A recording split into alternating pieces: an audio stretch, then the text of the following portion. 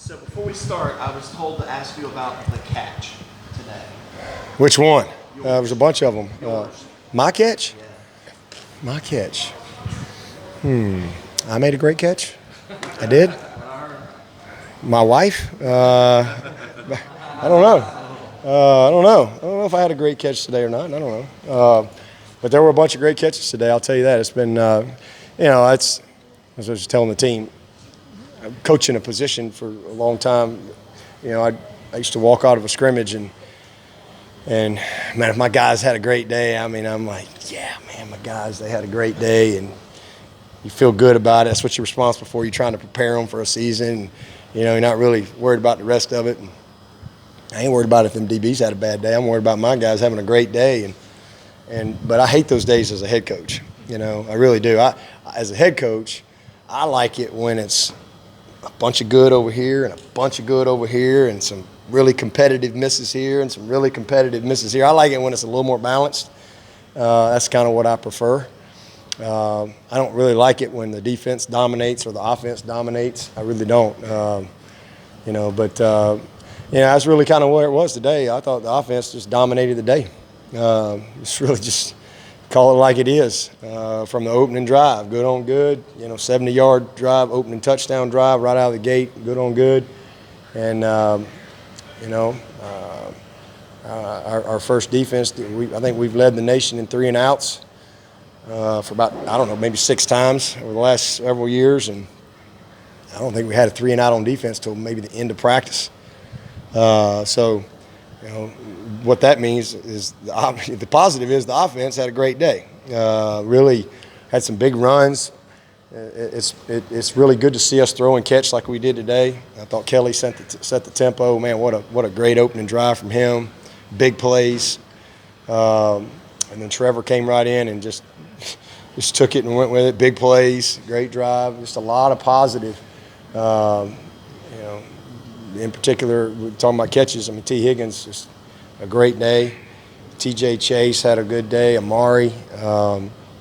DeAndre Overton had 2 big catches, one-handed. But then he came back and missed one. It's got to be consistent. Travion got off to a good start and got banged up and couldn't finish.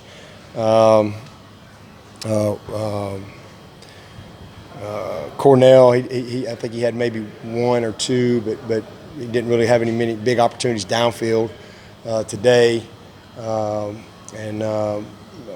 Will Swinney, he had a big play, big third down, big run after the catch. He's had a heck of a camp. He's one of our most improved guys.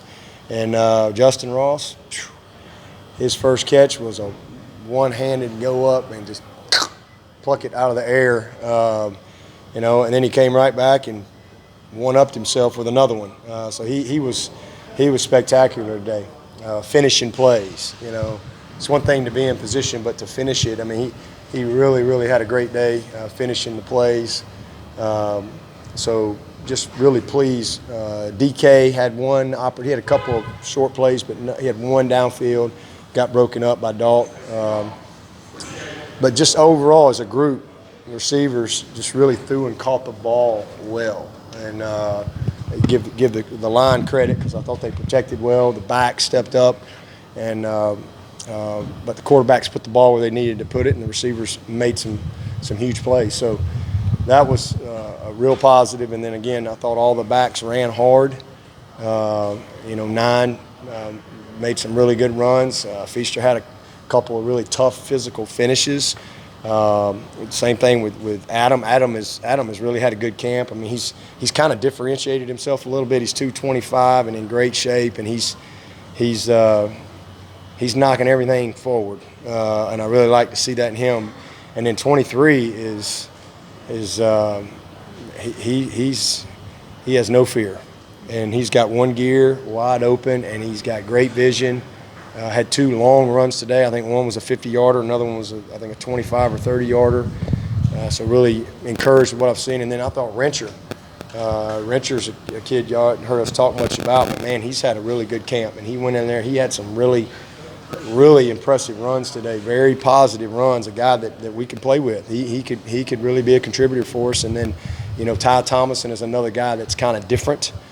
big, heavy kid, athletic, that can bang and dent the front. So a lot of positives. I don't think we had any. I think Travion was the only guy injury-wise that got banged up. I think for the most part, everybody came through it okay. It was about 100 and something plays, and I think 106 maybe, Tim said. But we had no turnovers, not one turnover.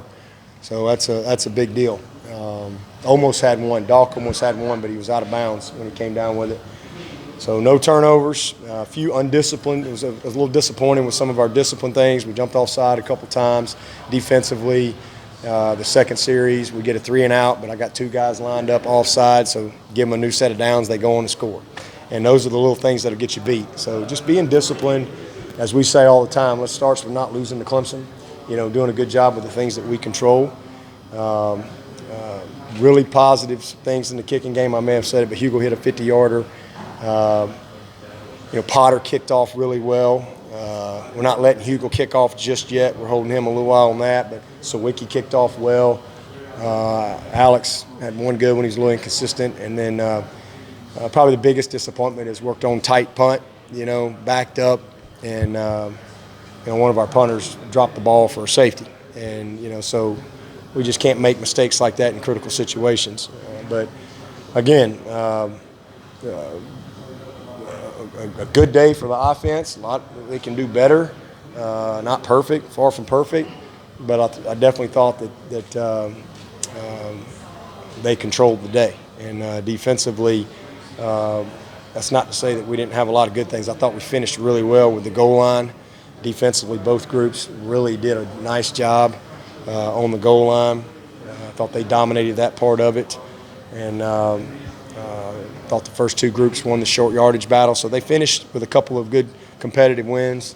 Did see some really good individual guys, step out. I thought our pride group on defense did a really nice job. We're very deep there. We got a lot of guys. We probably got more pride reps than we've gotten in a while because I'm trying to get a lot of guys some work and making sure we can really get them on tape and kind of see where they are. We did full speed kickoff. We did punt return, and a kick return, field goal block, and punt, tight punt. So got a lot of things covered. A long way to go. 3 weeks from today we'll play. We're not ready right now, but we've got 3 weeks to study and learn and get better. Is the no for your part what you expected to see out of Dixon, or is that maybe kind of, open your eyes a little bit? I didn't know what to expect. Some of these guys you don't ever know. You don't really ever know unless you've really spent a lot of time with them. Maybe they've been to camp a bunch or something like that. Some of these guys you don't ever know until you start coaching. So I didn't really have.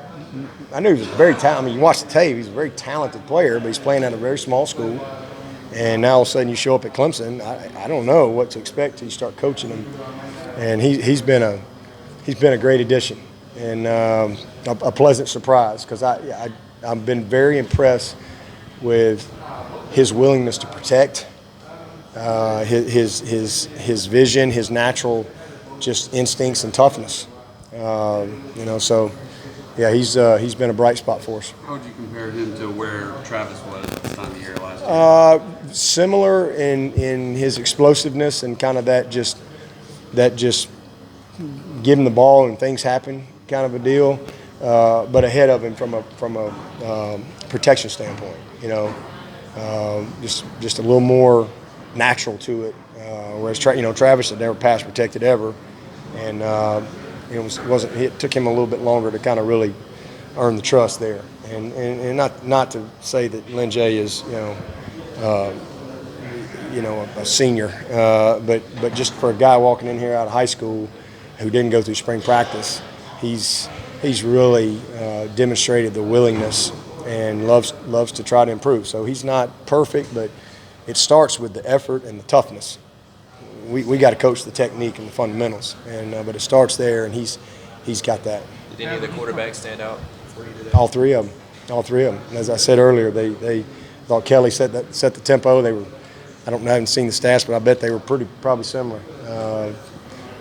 They really made all the throws, all three. I mean, all three had touchdown throws. All three had big throws down the field, had some tight window throws. It's fun, man.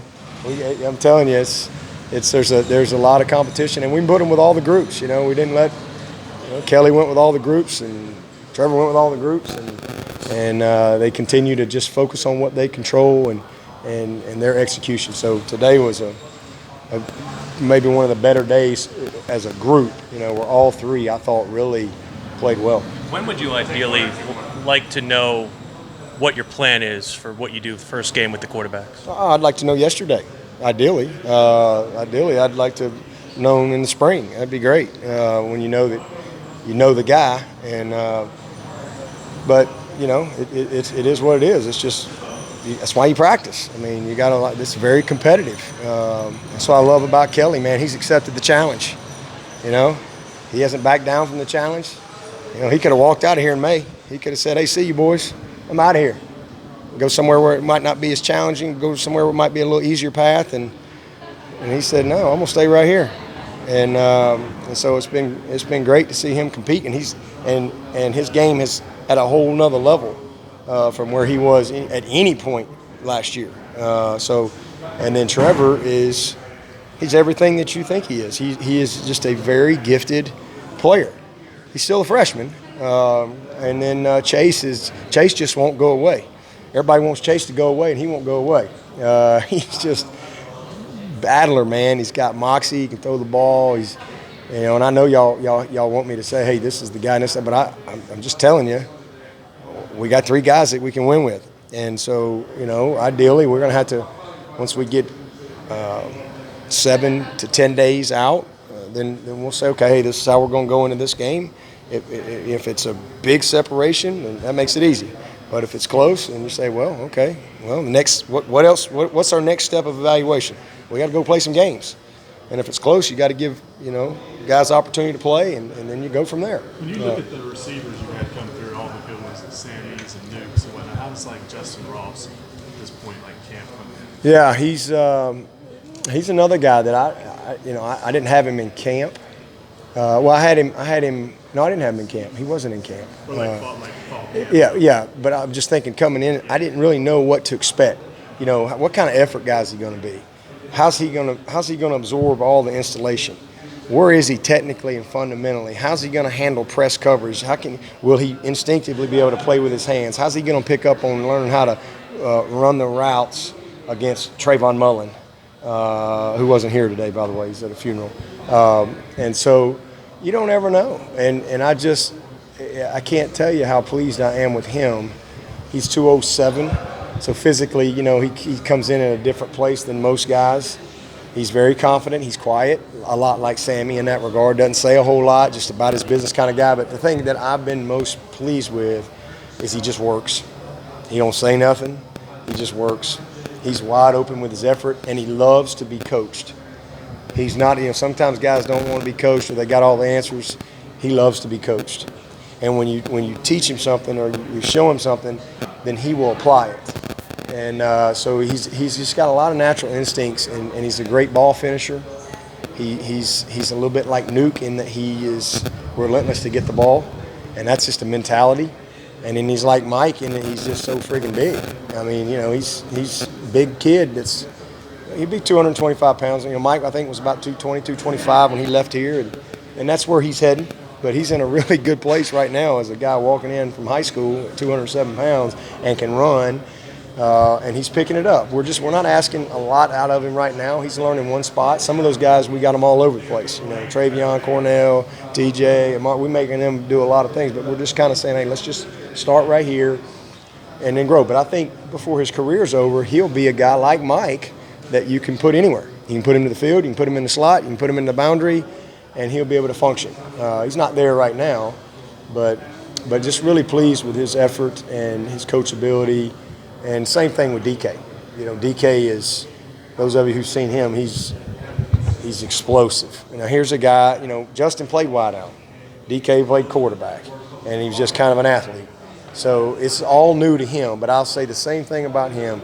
Great effort, loves to be coached.